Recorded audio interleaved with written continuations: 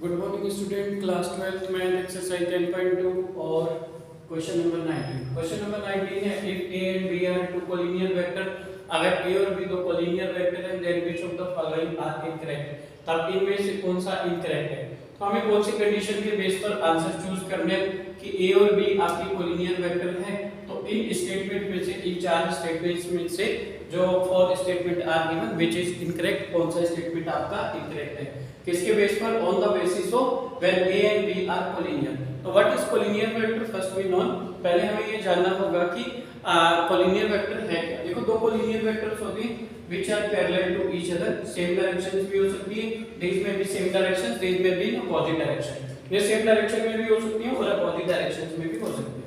If two vectors are in such a way, इस type से suppose, तो we can say इस type से यहां पर, तो आपके ये और ये दिस में भी कोलिनियर्स, ये कोलिनियर्स, दिस में भी collinear which are parallel to each other और this are in same line, या तो एक ही लाइन में होते हैं और या आपका पैरेलल टू ईच अदर होते हैं। तो आपका दिस में भी विद सेम डायरेक्शन, इसका a है तो इधर माइनस b हो जाएगा, इनका डायरेक्शन सेम भी हो सकता है, डिफर भी हो सकता है, तो भी ये कोलिनियर होंगे, या तो एक ही लाइन में होती है या पैरेलल होती है, वो वेक्टर आपके कोलिनियर वेक्टर होते हैं। ये तो था कोलिनियर का कांसेप्ट, दिस में भी इन सेम लाइन और parallel to each other, then these are collinear. अब देखो इसके लिए कंडीशन किया था हमने b is equal to lambda a, standard identity है। 3 क्वेश्चंस वी हैव सॉल्व 2 और 3 क्वेश्चन इन एक्सरसाइज में भी 2-3 क्वेश्चन सॉल्व किए थे। इंट्रोडक्शन पार्ट में भी मैंने बताया था कि जब two vectors a and b are collinear, दो वेक्टर a और b कोलिनियर होते हैं, तो b is equal to lambda a आता है, जहां पर lambda आपका एक न्यूमेरिक वैल्यू होता है। तो b is equal to lambda is standard condition for vector a and b are collinear. तो फर्स्ट स्टेटमेंट इज करेक्ट है, आपका फर्स्ट वाला स्टेटमेंट करेक्ट है, हमें तो इनकरेक्ट फाइंड करना है, ना कि correct. Second, a is equal to plus minus b, इसको चेक करके जब आपका b is equal to lambda a आता है, अगर मैं lambda 1 रखता हूं तो b is equal to 1 into a, तो b is equal to कितना हो जाएगा, a हो जाएगा। और if मैंने यहां पर lambda is equal to -1 रखा तो b is equal to कितना हो जाएगा, माइनस, यहां पर a हो जाएगा। तो यहां पर आप ऐसे कह सकते हैं a इक्वल माइनस को इधर शिफ्ट करते हैं माइनस b, तो दोनों की दोनों कंडीशन से यहां पर a इक्वल b आ रहा है, यहां पर a इक्वल माइनस b आ रहा है, तो दोनों अगर दो इक्वेशन बनाई जाए, यहां पर इक्वेशन फर्स्ट इक्वेशन सेकंड, क्या कंक्लूजन निकलेगा, a b के भी इक्वल है, a माइनस b के भी इक्वल है, तो a equal plus minus b can say आप कह सकते हैं कि a is equal to plus minus b है।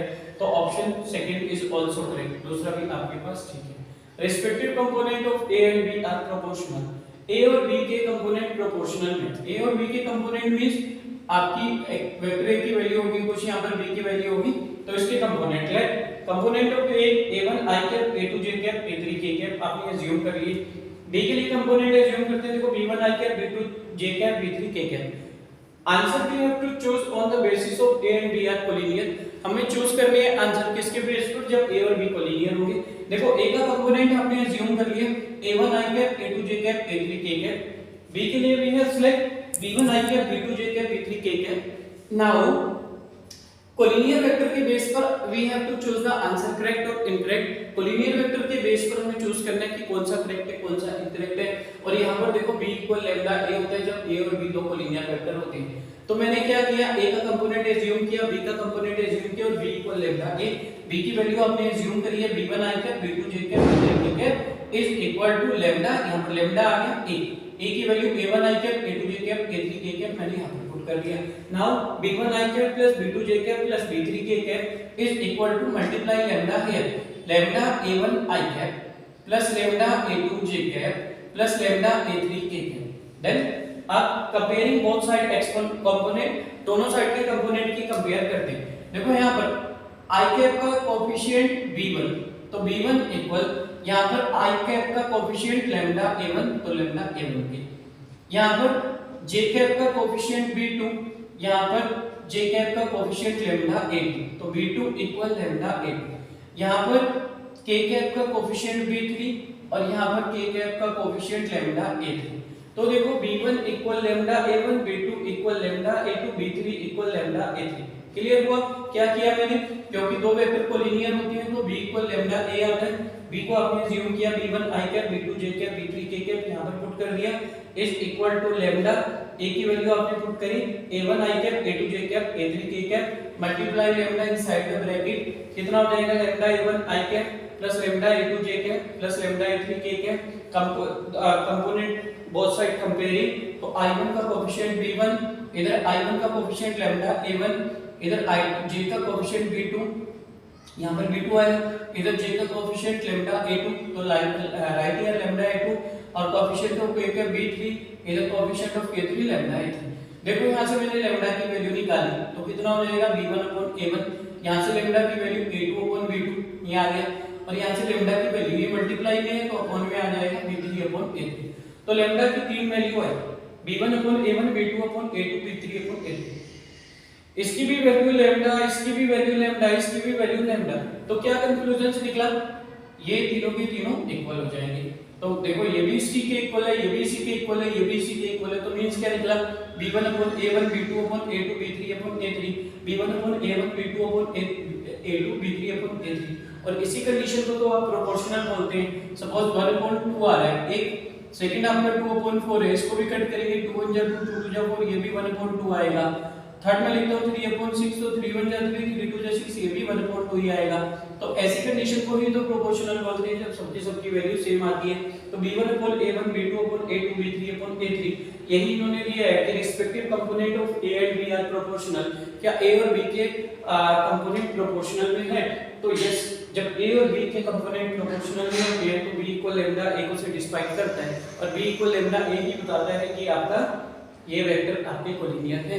तो means of it third statement also correct. और यहां पर एक इंपॉर्टेंट पॉइंट्स फॉर यू, अभी देखा था मैंने एग्जाम में कहीं पर question mark change, some change किया, respective component of a and b are not proportional, यहां पर नॉट ऐड किया गया था। जब प्रोपोर्शंस में होंगे तो तब ये स्टेटमेंट ठीक है, लेकिन नॉट प्रोपोर्शंस में है तो तब ये स्टेटमेंट आपका इनकरेक्ट हो जाएगा। तो दोनों स्टेटमेंट चेंज है, तो आपको ये ध्यान रखना होगा कि कभी-कभी चेंज करके भी आ जाता है रिस्पेक्टिव कंपोनेंट। तो never try to learn, try to understand it. इसको लर्न करने की कोशिश नहीं करेंगे, इसको समझने की कोशिश करेंगे कि respective component of a and b are proportional. ये प्रोपोर्शनल में बोला जा रहा है तो answer is correct, but when not proportional बोला जाएगा तो answer will be change, then it is this statement is incorrect. I think it is clear, ये क्लियर हुआ। छोटा सा भी डाउट है, लिटिल डाउट है, डायरेक्ट कमेंट करके बोलिए मुझे, मैं फिर से एक्सप्लेन करूंगा। I will explain it again if you have send me in comment box कि that you have any doubts, any confusion, ठीक है। और लास्ट पॉइंट था आपके पास D, both the vectors a and b have same directions but different magnitude। दोनों के दोनों वेक्टर्स सेम डायरेक्शंस रखते हैं बट डिफरेंट मैग्नीट्यूड, उनका मैग्नीट्यूड अलग हो जाता है। सेम डायरेक्शन, ठीक है, देखो यहां पर चेक करते हैं आप बोथ द वेक्टर्स, ये स्टेटमेंट चेक करते हैं, both the vectors a and b have same direction, दोनों के दोनों वेक्टर आपकी सेम डायरेक्शन रखते हैं। क्या है ये कोलिनियर के लिए जरूरी है? मैंने कोलिनियर की डेफिनेशन बताई, both the vectors will be same line, या तो दोनों सेम लाइन में होंगे या पैरेलल होंगे, यहां पर ए, लेकिन इसकी डायरेक्शन अगर चेंज होगी तो भी ये पैरेलल है, तो भी ये लाइन दोनों पैरेलल है। तो इन्होंने बोला है कि ये same direction, both the vectors a and b have same direction, तो दिस नेसेसरी कि दोनों वेक्टर कोलिनियर होंगे उसके लिए सेम डायरेक्शन नेसेसरी नहीं होगा।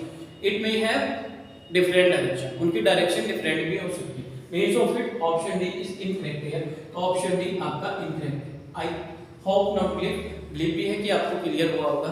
फिर भी लिटिल डाउट, लिटिल कंफ्यूजन है, आप इमीडिएटली डायरेक्ट कमेंट बॉक्स में कमेंट कीजिए, तो आई will explain with more and more example.